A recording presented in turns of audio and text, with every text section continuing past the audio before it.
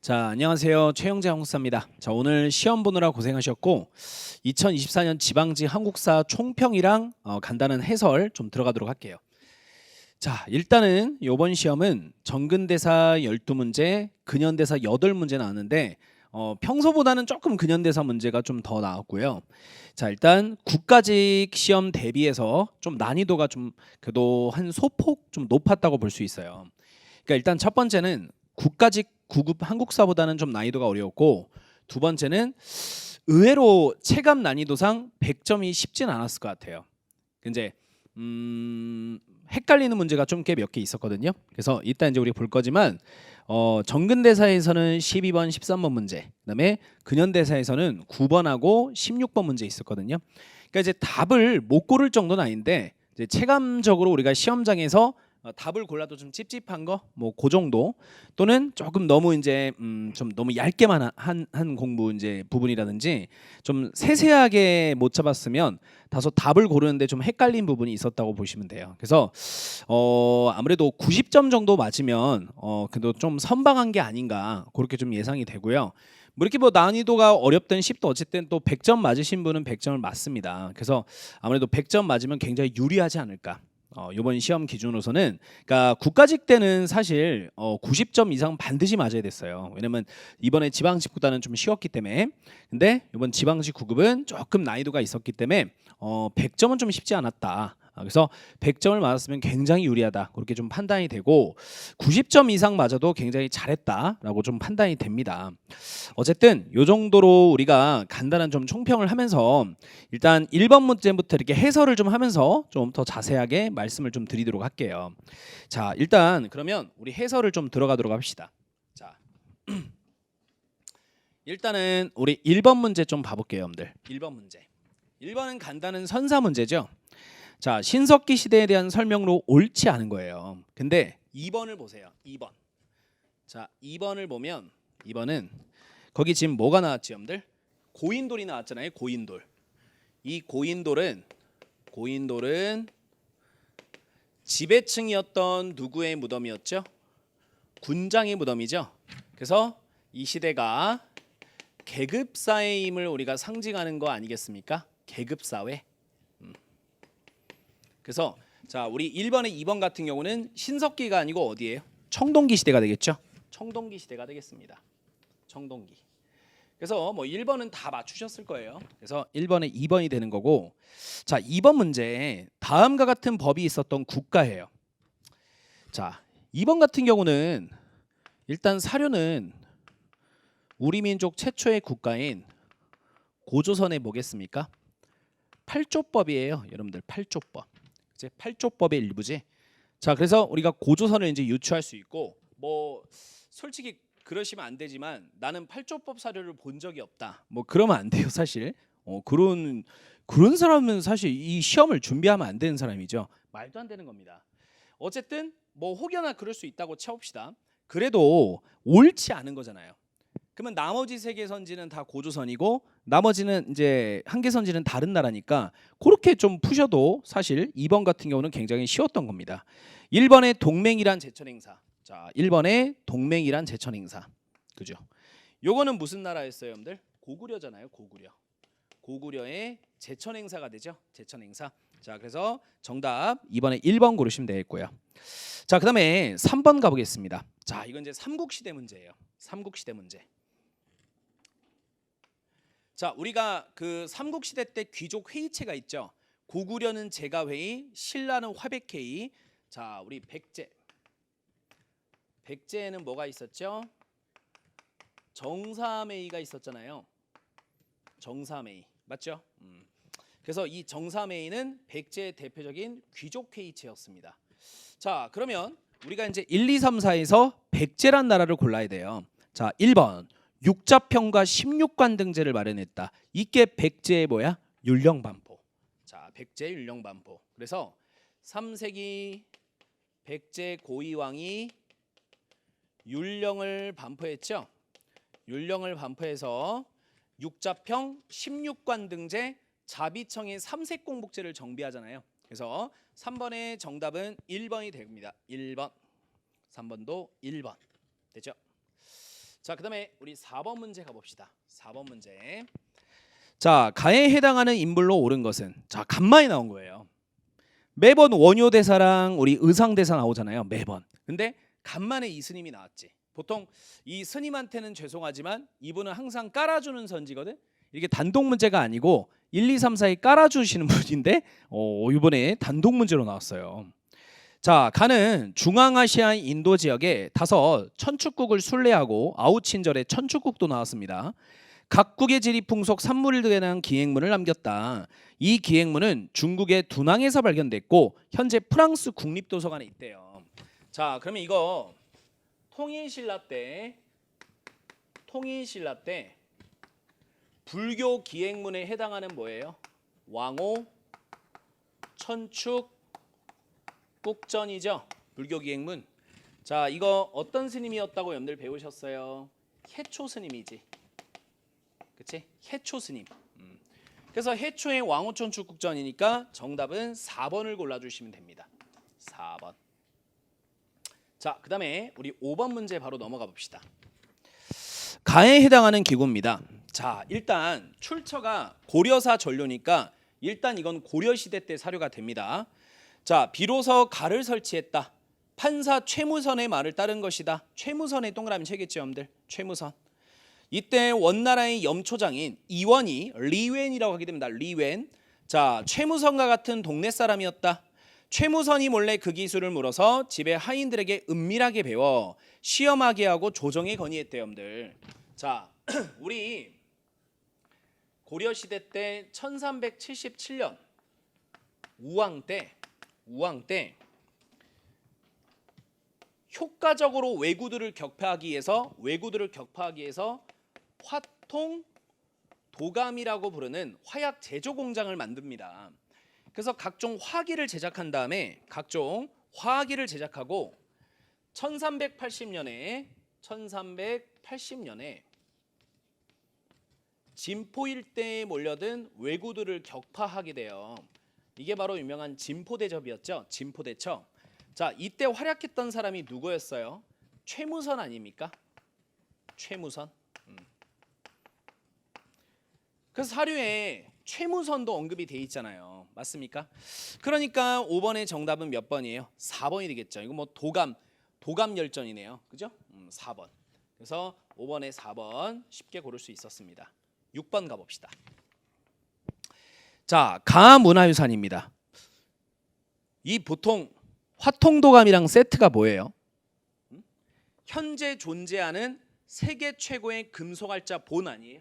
직지 심치유전 아닙니까? 자, 봐보세요. 가는 1377년 연도 똑같네요. 의도했나 봐요. 청주 흥덕사에서 인쇄했고 독일의 구텐베르크가 인쇄한 채보다 무려 70년을 앞서 간행됐고 현재 유네스코로 돼 있습니다. 우리가 보통 고려시대 때 금속알자를 공부할 때 상정고금예문이라는 예법서와 직지심체요절이라고 하는 불경서를 공부하잖아요. 맞죠? 그래서 6번 같은 경우는 1377년 고려말 우왕 때 청주 흥덕사에서 간행했던 직지심체요절이라고 하는 불경서를 배웠었죠. 자, 이게 무슨 알자 관련된 거였어요, 여러분들? 금속알자였지. 금속알자. 그죠? 금속 활자와 관련해서 배웠던 겁니다. 됐죠? 자, 그러면 일단 4번은 아니겠죠? 여러분들? 약재가 왜 나와요? 이건 뭐예요? 향약 구급방이죠. 4번은 향약 구급방. 자, 그다음에 2번. 몽골 침략을 물리치는 염원. 원래는 초조대장경이 있었는데 이게 몽골 때문에 불탔잖아요. 그래서 제조대장경 8만대장경을 만들게 됩니다. 2번은 대장경이에요. 그러니까 여러분들이 헷갈려도 1, 3번에서 헷갈려야지 정상인 거야. 왜냐면 1번하고 3번은 상정고금예문과 직지심체요절로서 모두 다 금속알자랑 관련된 거죠. 자, 그러니까 당연히 6번은 3번이 되는 거죠. 3번. 왜냐면 상정고금예문은 현재 어때? 존재하지 않아요. 현재 존재하지 않기 때문에 자, 6번에 3번을 골라주시면 되겠습니다. 자, 넘어가 보도록 합시다. 7번. 자, 병인양요에 대한 설명으로 옳지 않은 겁니다. 자, 이건 너무 쉬웠죠? 우리 흥선대원군 섭정기 때였어요. 흥선대원군 섭정기. 자, 이 섭정기 때 여러분들이 첫 번째 무슨 양요를 배워요? 병인양요를 배우죠. 그래서 병인박해를 빌미로 침략했던 프랑스의 병인양요를 배우고, 두 번째 통상의 구실을 따내기 위한 오페르트 도굴 사건이란 걸 배우죠. 미국인의 사주를 받은 독일의 도굴꾼인 오페르트가 도굴을 시도했고, 그 다음에 미국의 침략 사건이 뭡니까? 제너럴 셔머로 사건을 계기로 발생했던 신미양요죠. 신미양요. 이때 어제연 장군이 활약했던 게 신미양요였었잖아요. 자, 그러면 우리 1번, 2번, 4번 이건 다 맞고, 4번은 병인박해고 여러분들. 3번 어제연 나왔잖아. 어제연. 그러니까 이거는 병인양요가 아니고 신미양요가 되는 겁니다. 됐죠? 그래서 정답은 3번 골라주시면 돼요. 3번. 자, 그 다음에 이제 8번 문제 가보겠습니다. 자, 밑줄 친 의거를 일으킨 단체예요. 자, 여러분들 봐보세요. 대한민국 임시형 문제입니다. 대한민국 임시형 문제. 1931년 일본이 만주사변을 일으키게 됐고, 이 만주사변을 계기로 자, 대한민국 임시정부가 기밀리에 한인애국단이란 단체를 만들게 돼요. 자, 이 한인애국단을 결성했던 국무위원은 김구였죠. 김구. 특히 이 한인애국단에 소속된 대표적인 인물 두 분이 누구예요? 이봉창과 윤봉길이죠. 그죠? 그래서 이봉창은 동경 도쿄에서 활약하셨고, 윤봉길은 상하이 홍커우 공원에서 의거를 담행하셨잖아요. 그럼 보세요. 김구는 상하이 각 신문사에 편지를 보내 자신이 이 의거의 주모자임을 밝혔다. 이 편지에서 김구는 윤봉길이 휴대한 폭탄 2개는 자신이 특수 제작하여 직접 건넨 것이며, 일본의 민간인을 포함하여 다른 나라 사람이 무고한 피해를 입지 않도록 신중을 기하라고 당부했음을 강조했대요. 그러면 한인애국단이니까 자, 동그라미 1번에 이봉창이 단원으로 활동했다. 요게 정답이 되는 겁니다. 자, 됐죠? 자, 우리 이어서 이제 9번 문제 가보겠습니다. 자, 9번 문제. 자, 볼게요. 자, 다음 주장을 내세운 민족운동입니다. 자, 이 9번이 그래도 좀 난이도가 있었다고 봐요. 물론 이제 수험생분에 따라 다를 것 같아요. 일단은 기출에 자주 나온 부분은 아니었어요. 예전에 지금은 폐지된 소방직 한국사에 이렇게 단독으로 한번 출제된 적이 있고, 이 부분이 기출에 자주 나온 부분이 아니기 때문에, 그러니까 이거를 뭐 내가 좀 그러니까 감으로 풀거나 찍어서 맞춘 거 말고 내가 알고 푼다고 생각했을 때는 난이도가 좀 있었습니다. 그래서 요거는 여러분들이 사료를 반드시 분석하거나 사료를 파악했어야 아마 알고 풀지 않았을까, 그렇게 좀 판단이 됩니다. 자, 그래서 한번 9번 보겠습니다. 오늘날 우리의 이 행동은 정의와 인도 그리고 생존 존엄함을 지키기 위한 민족적 요구에서 나온 것이니 오직 자유로운 정신을 발휘할 것이고 결국 배타적 감정으로 치닫지 말아라. 마지막 한 사람까지, 마지막 한순간까지 민족의 정당한 의사를 마음껏 발표하라. 일체 행동은 무엇보다 질서를 존중하며 우리 주장과 태도를 떳떳하고 정당하게 하라. 자, 이게 기미 독립선언서예요. 기미 독립선언서와 관련된 공약 3장입니다. 공약 3장. 그러니까 이거는 사실 이 사료 자체에 3.1운동이라고 하는 확실한 키워드는 없잖아요. 그러니까 이 사료를 단 한 번도 보지 않으신 분은 그 수험생물에 따라 난이도가 좀 높았다고 생각을 합니다. 알겠죠? 그래서 자, 9번의 정답은 1번입니다. 1번. 1번이에요. 잠깐만요. 1번이에요. 그래서 앞으로 이제 2025년 대비를 할 때는 이 사료를 반드시 보셔야 된다. 왜냐면 어쨌든 일반 행정직은 아니었지만 소방직에서 한번 출제가 이렇게 단독으로 나왔었고, 여러분들 시험도 이게 나왔잖아요. 그러니까 앞으로는 2번 이상 나왔으니까 좀 공부를 하셔야 된다고 보시면 돼요. 자, 됐죠? 자, 10번 가보겠습니다. 자, 다음 결의사항을 실현하기 위해서 일어난 사건입니다. 여러분들 사료를 보시면 고부 나왔고요. 고부. 군수 조병갑도 나왔고, 그다음에 네 번째 거에 전주 가명 뭐 이런 거 나왔습니다. 그러니까 이런 키워드를 통해서 우리가 알 수 있는 거 1894년에 전개됐던 동학농민운동이에요. 동학농민 운동 문제가 됩니다. 왜냐면 고부군수 조병갑의 수탈 때문에 전개된 게 뭐였죠? 전라도 고부농민 봉기였죠. 그러니까 이런 걸 우리가 기억을 했으면 충분히 동학운동을 유추할 수 있었고, 자 보세요. 동학농민운동 때 1차 동학운동 당시 결국 전주성을 점령하는 데 성공했고 정부와 극적인 전주 화약을 체결해요. 그래서 전주 화약 체결 이후에 농민군이 전라도 일대에 집강소를 설치해서 개혁안을 제시했고 정부도 그것을 개혁해 줄 목적으로 교정청이라는 기구를 설치하게 됐죠. 맞죠?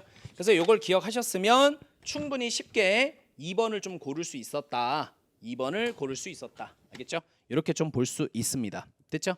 뭐 나머지는 동학농민운동과 관련이 없죠. 그러니까 10번의 정답은 2번이 되겠습니다.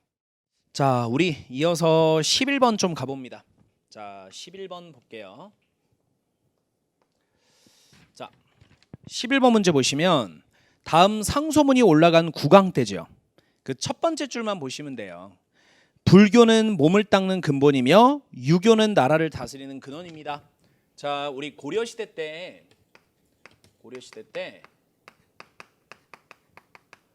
성종이 있었고, 자 성종 때 유명한 유학자가 누구예요? 최승로죠. 그래서 최승로가 성종에게 올렸던 시무 28조 중 유교 정치와 관련된 건의글이 바로 이 해당 사료가 되겠습니다. 자, 그래서 최승로와 관련돼서 골라주면, 자 동그라미 3번 보세요. 전국의 주요 지역에 12개 목을 설치했다. 자, 이때 본격적인 중앙집권 확립에 따라서 전국에 12개 목을 설치하고 목사라는 지방관을 보냈죠. 그리고 기존의 호족들을 향리로 개편하는 향리제도를 신설하게 되잖아요. 그래서 본격적인 중앙지검 확립에 따른 정책이 되겠습니다. 그래서 11번의 정답은 3번을 골라주시면 되겠다. 3번. 자, 12번. 자, 12번. 요게 이제 좀 난이도 있었던 거예요. 그러니까 뭐라 해야 되냐면 뭐 어렵다라는 게 아니고, 그러니까 까딱하면 실수할 수 있을 문제. 이제 봐볼게요. 우리 봐봐요. 당초에 강홍립 장군이 압록강을 건너게 된 것은 왕이 명나라 조정에 지원군 요청을 거부하기 어려워 출사시킨 것이었다. 우리나라는 애초부터 그들을 원수로 대하지 않아 싸울 뜻이 없었고, 그래서 왕이 강홍립에게 비밀리에 명령을 내려 오랑캐가 무슨 나라였어요? 후금이야, 후금. 여진족이 세운 후금과 몰래 통하게 했던 것이다. 자, 그러면 명나라 나왔고 강홍립 나왔고 후금 오랑캐가 언급됐으니까 조선시대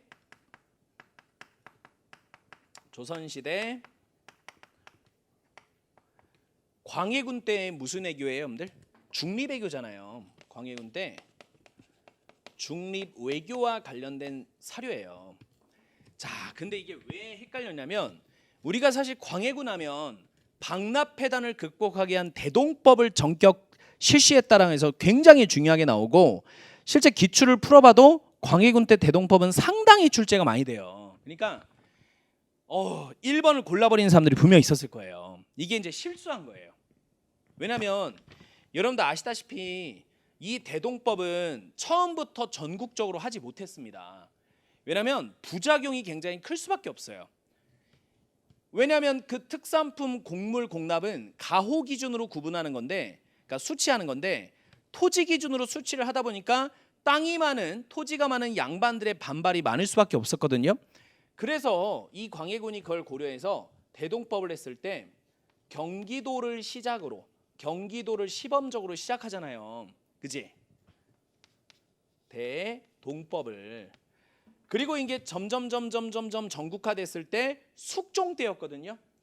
그래서 여러분들이 전국화되는데 몇 년 걸렸다고 배워요? 100년 아니었습니까? 그러니까 1번의 왼쪽에 전국이란 글자를 모르고 안 보고 대동법을 골라버리는 거야. 분명히 이런 사람들이 많을 거예요. 분명히 많으실 거야. 그래서 아까도 제가 말씀드렸지만 이런 문제 때문에 100점이 어때? 쉽지 않았을 거라 본 거예요.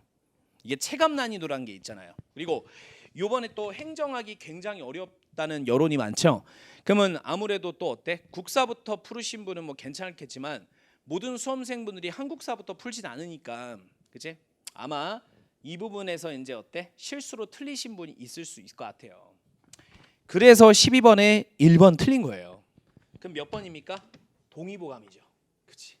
그러니까 어려운 건 아니잖아요.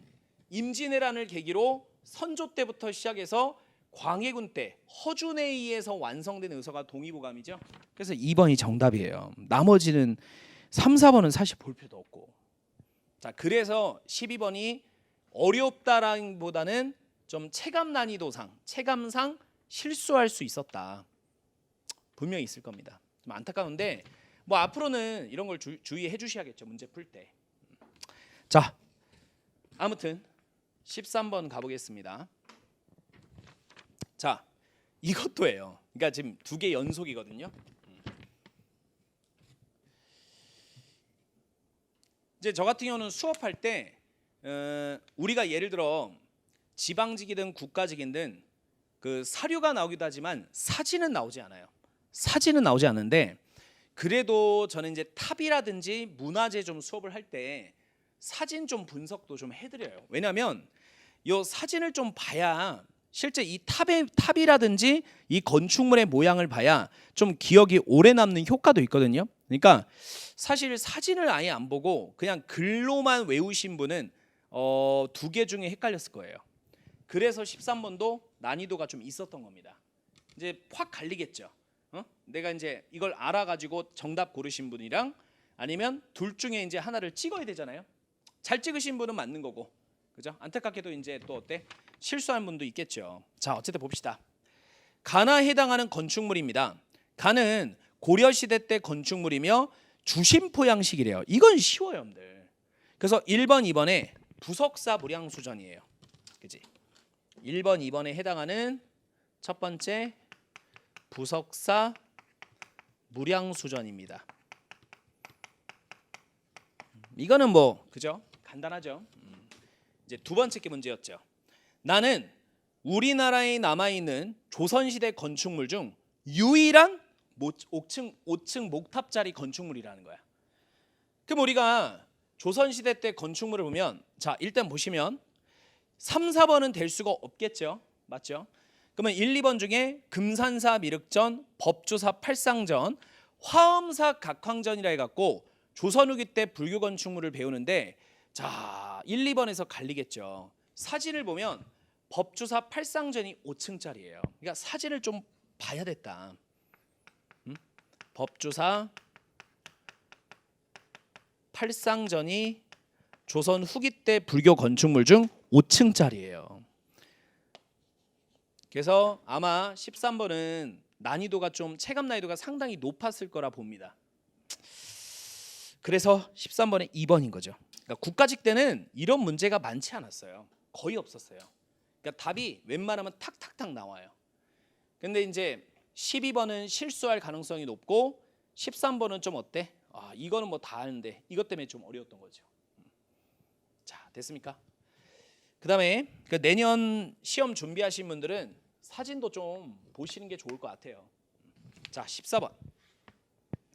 자, 가라를 시대 순서로 바르게 나열하시오라는 겁니다. 자, 일단은 우리 다부터 보세요.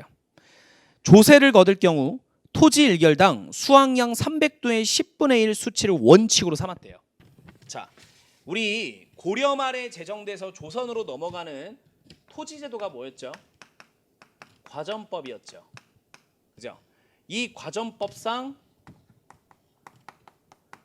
다펌 손실법이 적용되는데 이 과전법상 다펌 손실법은 300도 생산되는 땅을 일결 단위로 정하고 거기서 10분의 1을 수조하는 거예요. 그래서 자 14번에 일단 다가 먼저예요. 다.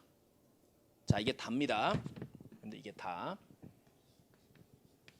됐죠? 자 그다음에 이제 두 번째 우리 라 보세요.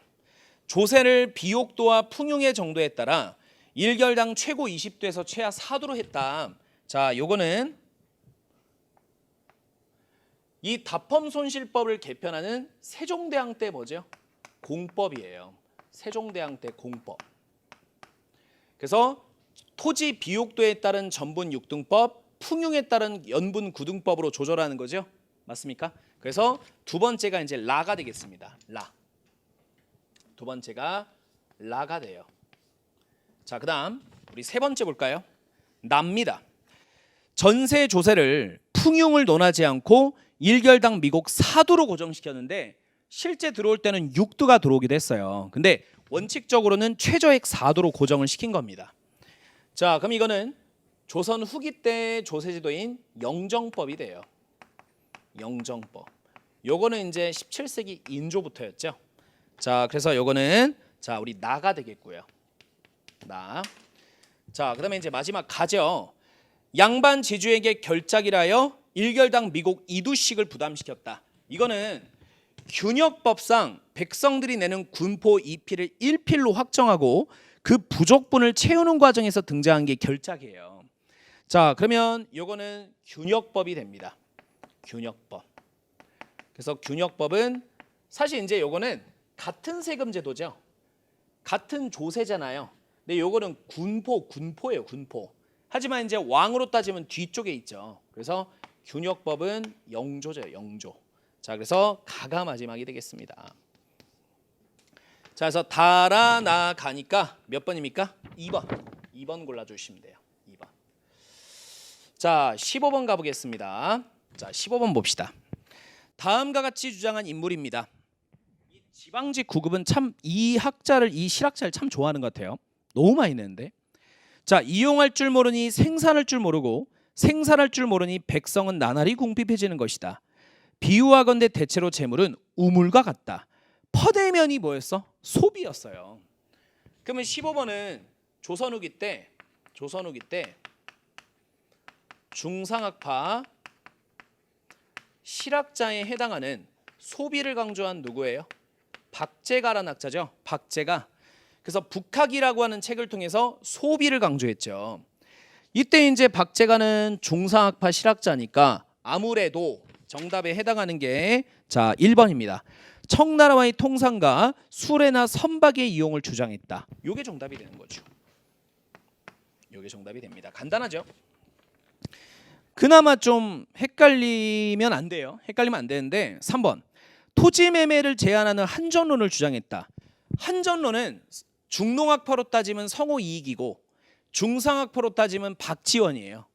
박제가는 토지제도 개혁안에 대해서 나온 건 없습니다. 됐죠? 그래서 자 15번에 1번 자 이렇게 골라주시면 되겠습니다. 자 그다음에 이어서 16번 가볼게요. 자 이제 16번도 난이도가 좀 있었습니다. 자 16번도 난이도가 있었어요. 왜냐하면 이 우리가 한국사 공부할 때 근현대사 파트에서 대표적인 여성단체 두 개를 공부하세요, 여러분들이.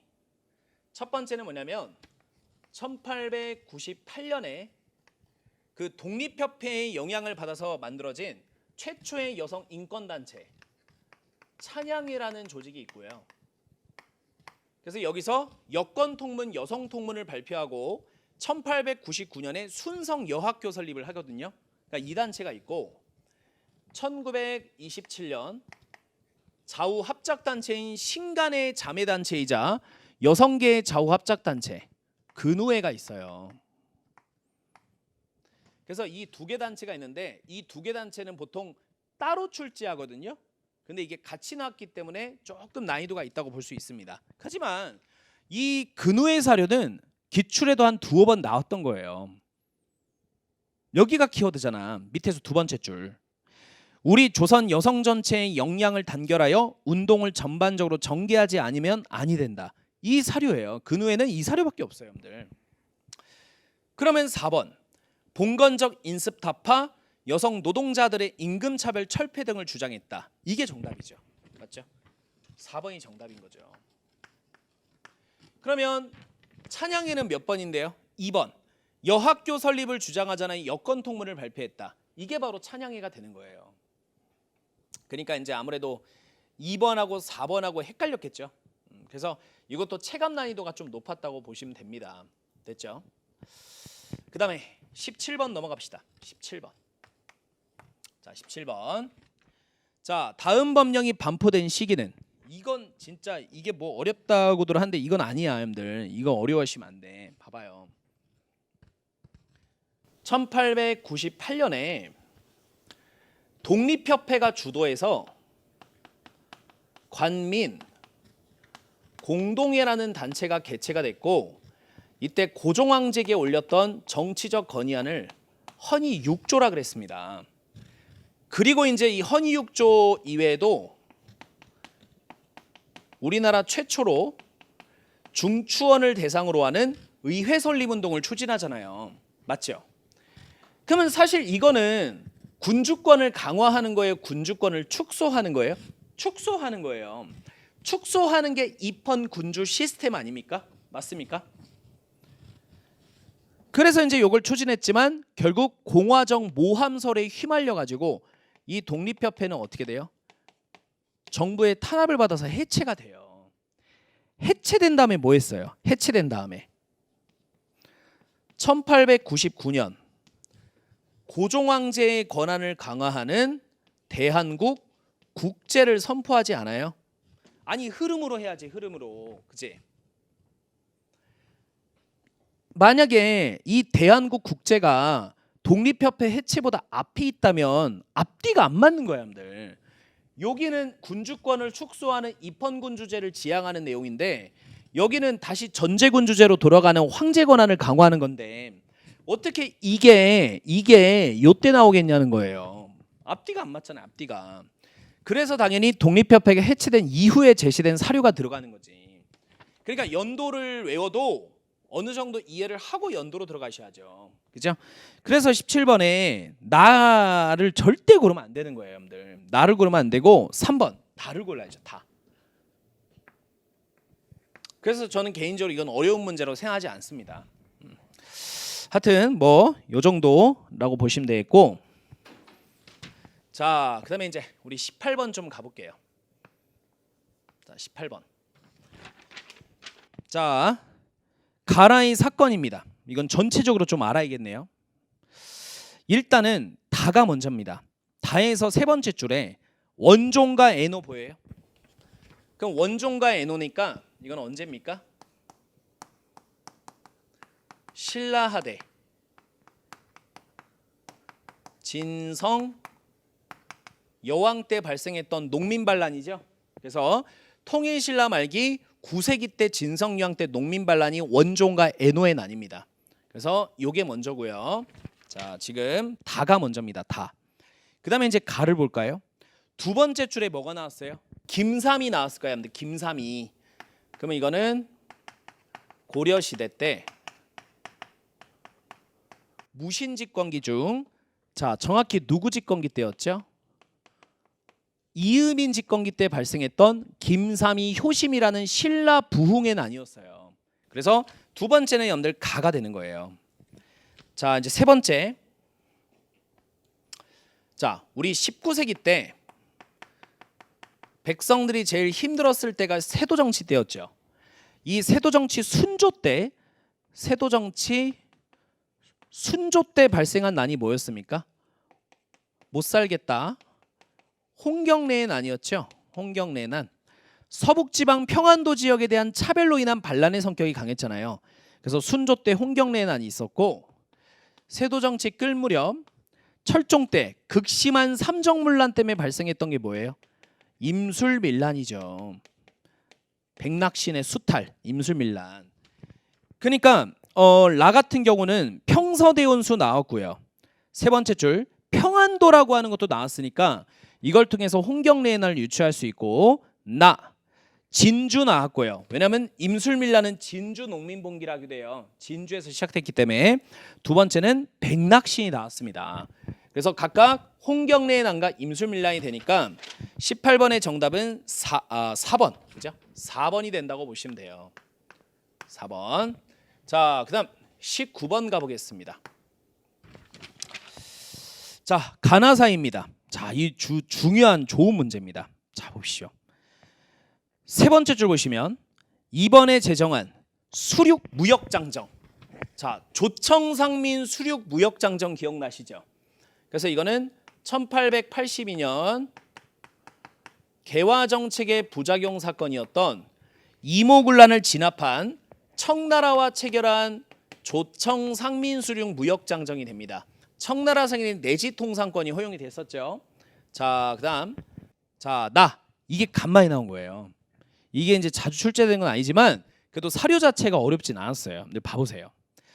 청나라는 조선국이 완전 무결한 독립 자주국임을 확인하고 아울러 조선의 청에 대한 곡물 헌납 등은 장래에 폐지한다. 청나라는 군비 배상금으로 은 2억량을 일본에게 준다. 그러면 지금 청나라가 일본에게 어떤 혜택을 줬잖아. 청일전쟁에서 누가 이겼지? 일본이 이겼죠. 일본이. 그래서 1895년 청과 일본이 맺었던 게 뭡니까? 시모노세키 조약이었어요. 청일 전쟁이 끝나고 체결했던 시모노세키 조약이죠. 그러면 이 두 개 사이에 들어갈 수 없는 게 뭐냐 이겁니다. 1번 영국이 거문도를 점령했다. 이거는 갑신정변 이후니까 1885년이에요. 들어가죠. 자, 3번 이게 당연히 안 되죠. 갑신정변은 1884잖아요. 그러니까 당연히 들어가고. 자, 4번 청일전쟁이 끝나고 맺은 거야. 응? 맺고 어떻게 청일전쟁이 되져요. 맞지? 그러니까 1번, 3번, 4번은 다 들어가는데 한청통상조약은 대한제국 때 한 거야. 여러분들. 대한제국 때. 대한제국 때 한국과 청나라, 대한제국과 청나라가 조약을 맺어 고종황제와 청나라 황제가 대등함을 발표했거든. 이게 이제 언제일까? 1899년이야. 대한제국 때. 그리고 어차피 시모노세키 조약을 체결할 때쯤에는 국호가 대한제국도 아니잖아요. 97년부터 대한제국이니까. 그러니까 당연히 우리 2번이 들어갈 수 없습니다. 2번이 들어갈 수 없습니다. 자, 마지막 20번 좀 볼게요. 자, 다음 법령에 의해 실시된 정책이죠. 자, 보시면 이거는 간단해요, 여러분들. 자, 우리 1대 국회가 재헌국회고요.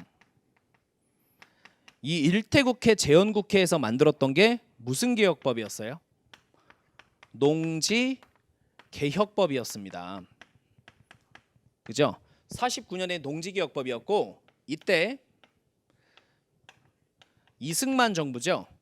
이승만 정부는 양반 지주들, 양반이라고 좀 그러나? 그죠? 땅 많은 지주들 대상으로 삼정보를 한도로 유상으로 매수해요. 그래서 지주들에게 나중에 그 땅값을 보상해 주겠다는 증권을 교부하고요.